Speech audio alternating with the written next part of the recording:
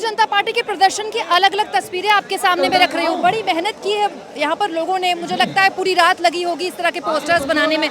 आप लोगों ने रात भर बैठकर ये पोस्टर बनाए हैं क्या? क्या लिखा है आपके पोस्टर में? पेपर लीक के खिलाफ लिखा है कि मतलब जो पेपर लीक चल रहा है, तमाम पेपर लीक और नीट FTI जितने भी, और वो सहेंगे नहीं। स्टूडेंट्स का फिर फ्यूचर जिस तरीके से बर्बाद हो रहा है उसके खिलाफ हम यहाँ प्रोटेस्ट करने आए हैं। जोर से बोलिएगा, आवाज़ आ रही है। मुझे एक बात बताइए, आप भी पोस्टर लेकर आए हैं, लेकिन सच्चाई इस देश की राजनीति की ये भी है कि खुलेआम खरीद फरोख्त चल रही है। खुलेआम सरकार कोई मतलब बनी भी किसी की भी सांसद विधायक यहाँ से वहाँ चले जाते हैं। ये सब आप देखते हैं तो क्या लगता है आपको, कोई जवाबदेही तय होगी ऐसी इस तरह की व्यवस्था में? जवाबदेही तो तय होनी चाहिए और ये जनता की जिम्मेदारी भी है कि वो अगर जवाबदेही नहीं है किसी मंत्री की, किसी नेता की, किसी प्रधानमंत्री की, तो सीधा सीधा सड़कों पर उतर कर उसकी अकाउंटेबिलिटी तय करे। लेकिन दिक्कत ये है ना हमारे देश की राजनीति में कि जो चुनाव हारते हैं वो भी उनके पास चले जाते हैं जो जीत गए हैं। इस तरह की राजनीति जब आप देखते हैं तो आपको कैसा लगता है?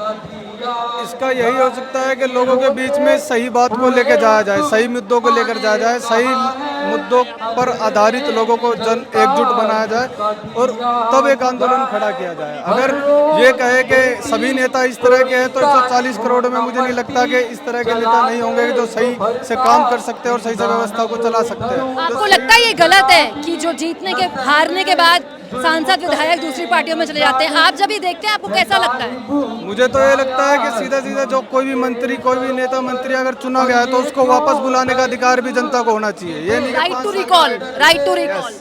अगर ये होगा तो कहीं ना कहीं ये कुछ समस्या ठीक होगी, वरना जो ऐसा ही होता रहेगा। जो स्वास्थ्य है, जो बुनियादी ज़रूरतें हैं वो तो लोगों को देने की जिम्मेदारी सरकार की है। हर चीज़ की, चाहे पेपर क्या बोलते हैं, शिक्षा है, डॉक्टर बनना है, किसी को कुछ भी बनना है तो सीधा सीधा उसमें एडमिशन क्यों ना ले? इसके लिए जो तमाम बैरिकेड्स उसके सामने रख दिए जाते हैं। सीटें इतनी कम है, आप हॉस्पिटल नहीं बना रहे, आप स्कूल नहीं बना रहे, जो स्कूल है लगातार बंद करते जा रहे हैं, तो फिर उसमें आप क्या कहेंगे? सीधा सीधा आपके पास वो सारे संसाधन है, वो लोग हैं जिससे आप ये सारी चीजें ठीक कर सकते हैं, तो करिए। नियत नहीं है सबसे पहले तो। देखिए ये बहुत महत्वपूर्ण है पूछना।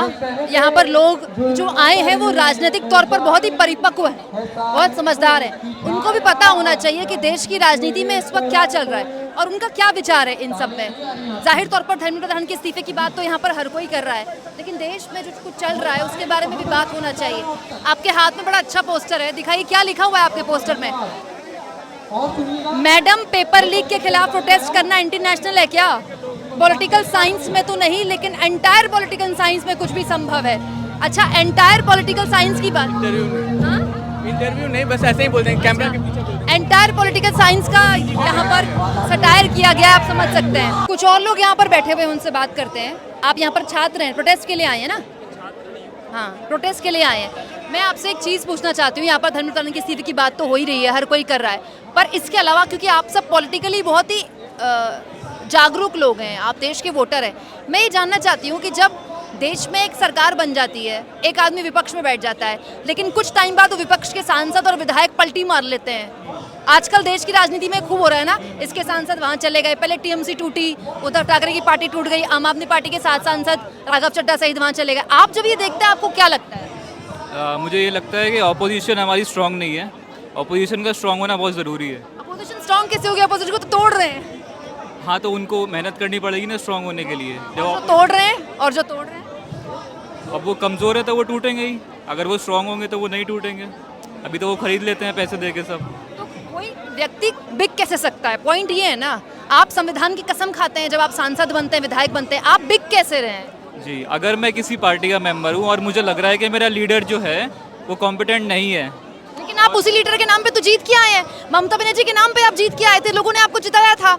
उद्धव ठाकरे के नाम पे आप जीत के आए थे। मैं ये जानना चाहती हूँ कि जो खरीद फरोख्त खुलेआम हो रहा है और इसको सेलिब्रेट किया जाता है कि हमने ऑपरेशन लोटस कर दिया, ये ऑपरेशन कर दिया, ये एक आम वोटर इसको देखता है तो कैसा महसूस करता है? हो सकता है कि आपने विपक्ष के किसी सांसद को जिताया हो, लेकिन वो जाके सत्ता पक्ष की गोद में बैठ जाए, तो आपको कैसा महसूस होता है? बात यह है ना कि इनहेरेंटली जो लोग वो पॉलिटिशियंस आए हैं वो पब्लिक से ही आए हैं, एंड पब्लिक ही ऐसी है कि we are almost all corrupt and we don't have any integrity, right? तो जाहिर है अगर वो लोग जो पॉलिटिशियंस आएंगे, जो अगर पॉलिसी मेकर्स आएंगे, वो भी ऐसे ही होंगे।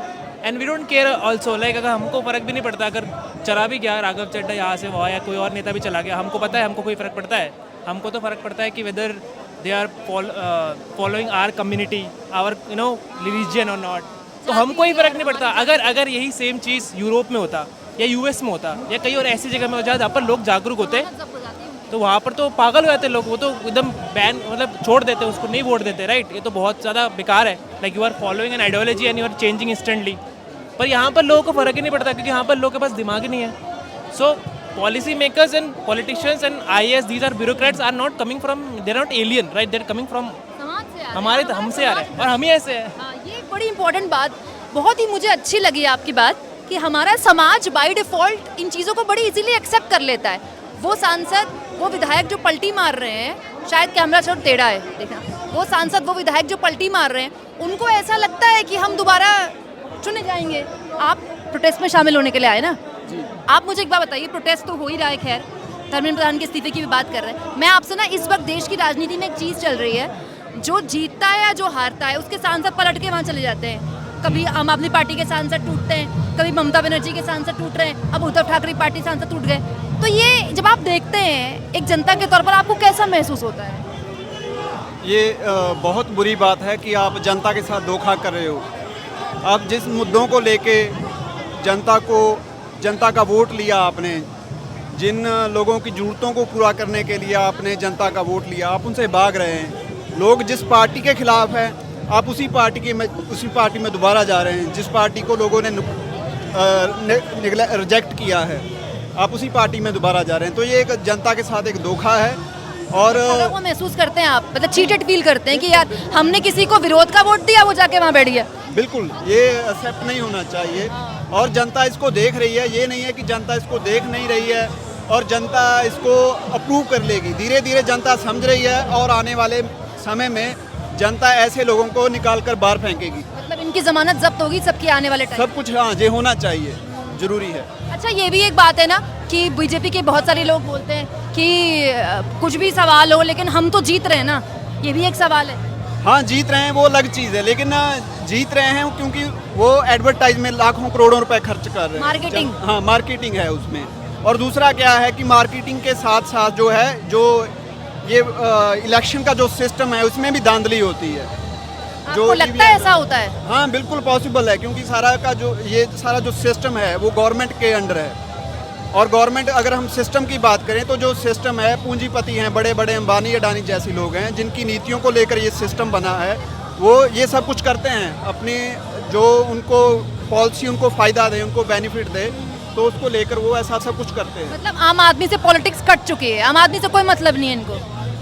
ये जो इलेक्शन होते हैं, जहाँ जो ये पार्टियां हैं, ये आम आदमी के लिए नहीं है, जनता के लिए नहीं है। ये जो बड़े लोग हैं उनको लाभ देने के लिए। जनता दिनों दिन पिस रही है। हमारे देश में बेरोजगारी दिन ब दिन बढ़ती जा रही, करोड़ों लोगों की बेरोजगारी है।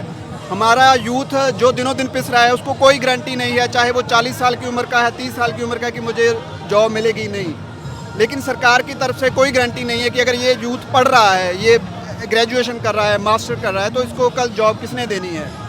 तो ये सरकार की गारंटी होनी चाहिए। एजुकेशन का हम क्या हाल है हमारे देश में देख रहे हैं, public education, public health system का क्या हाल है, वो हम रोज़ देखते हैं। तो गवर्नमेंट हमारी क्या कर रही है? जब हम गवर्नमेंट को इतना टैक्स दे रहे हैं तो जनता के लिए तो कुछ नहीं हो रहा ना। तो ये सीधा सीधा जो बेनिफिट है वो बड़े पूंजीपतियों को जा रहा है। मतलब वोट हमसे और काम किसी और के लिए। बिल्कुल यही चीज़ हो रही है। देखिए, ये बात करनी और बहस होनी बहुत ज़रूरी है। प्रोटेस्ट पर तो खैर हम बात कर ही रहे हैं, लेकिन जनता का मूड ना मैं समझना चाहती हूँ पॉलिटिक्स को लेकर, क्योंकि यहाँ पर लोग जो आए हैं वो पॉलिटिकली बहुत बहुत ज़्यादा जागरूक है। ये देखिए, इनके हाथ में एक पोस्टर है, education scrap, unemployment, online pest control. क्या लग रहा है आपको, हिट काम करेगा ये वाला? ये क्यों नहीं करेगा, है इसके लिए ना, हम लोग करना चाहिए। आपका सपोर्ट रहेगा तो आपका सपोर्ट मिलेगा। अच्छा, तो ये तार क्या लगता है? कोई बात नहीं, आप अपने बेटे के साथ आए हैं? बिल्कुल। कहाँ से आए? राजस्थान, उदयपुर राजस्थान। कहाँ से आए हैं? उदयपुर राजस्थान। आप उदयपुर से यहाँ केवल प्रोटेस्ट के लिए आए हैं? 1.5 महीने से रो रहा ना घर पे, इसके एग्जाम के रिजल्ट कॉपियाँ नहीं आ रही बरोबर। जो कौन सी? CBSE बोर्ड 12th की। ये OSM से प्रभावित है? हाँ। तो आपने रीचेकिंग के लिए डाला? हाँ, नहीं खुला ना ऑप्शन, इसके लिए आना पड़ा हमारे को। अभी तक खुल नहीं रहा वो। बिल्कुल नहीं खुल रहा है, क्या हाल है बताइए। नुकसान हो रहा है। सीबीएसई वाले जरा सुने, मतलब शर्म आनी चाहिए। बोर्ड और अपने जो भी GMENS के एग्जाम नहीं हो रहे आगे क्लियर, तो उसके लिए आए ना बेटे को लेके साथ में। आपको लगता है इससे कुछ होगा, कुछ बदलेगा? करेंगे कोशिश, तो देखो लड़ना तो पड़ेगा अपने को, देखिए सुनने वाले नहीं है। आपको लगता है सुनने वाले नहीं है? हाँ, लड़ना तो पड़ेगा। ऐसा क्यों लगता है आपको ही नहीं सुनेंगे? देख रहे हैं, आप खुद देख रहे हो ना, कितने सालों से इन्होंने दबदबा बना रखा है अपना, सबको डरा के रख रखा है। तो डरा के बनाया दबदबा। वो तो कहते हैं आप जनता में प्यार करती है। जनता प्यार करती है तो दिख जाएगा ना, वो भी समय आ जाएगा आपका, उनका दोनों का। बहुत बड़ी बात है, पिता और बेटे आए हैं और राजस्थान से आए हैं, बहुत बड़ी बात है। राजस्थान से आए हैं और ये पीड़ित हैं, ये विक्टिम है, ये बहुत बड़ी बात है।